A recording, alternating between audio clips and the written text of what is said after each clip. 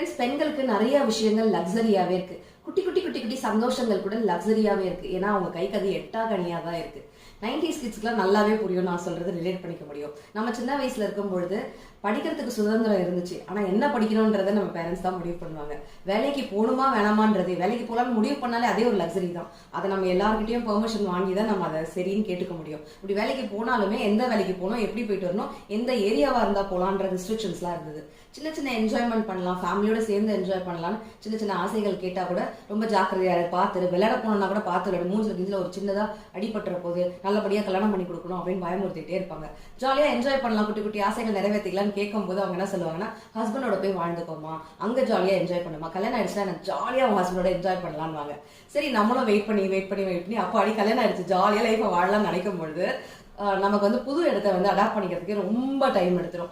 அதுக்குள்ள என்ன ஆயிடும், ஒரு 1 year 2 year ஆயிரும். அதுக்குள்ள குழந்தைங்க வந்துருவாங்க. அடுத்து குழந்தைங்களுக்காக நிறைய சாக்ரிஃபைஸ் பண்ணிட்டே இருக்கும். அப்புறம் அப்படி திரும்பி பார்த்தோம்னா பல வருஷம் கடந்து போயிருக்கும். லைட்டா அப்படியே கிரே ஹேர்ஸ்லாம் வர ஆரம்பிச்சிடும். திரும்பி பார்த்தோம்னா அந்த சின்ன சின்ன சின்ன சின்ன சந்தோஷத்தை கூட நம்ம வாழ்ந்திருக்க மாட்டோம். அப்புறம்ட்டு அந்த சின்ன சின்ன சந்தோஷங்கள் பெரிய லக்ஸரியா ஃபீல் ஆகும். சரி, இதை கூட நம்ம அனுபவிக்கவே இல்லைல்ல, நம்ம என்ன வாழ்க்கை வாழ்ந்திருக்கோம் அப்படின்ற மாதிரி தோணும். அந்த மாதிரி குட்டி குட்டி சந்தோஷம் கூட எனக்கு லக்ஸரி தான் அப்படின்னு இருக்கவங்க கண்டிப்பா அது என்னன்றதை கமெண்ட்ஸ்ல சொல்லுங்க.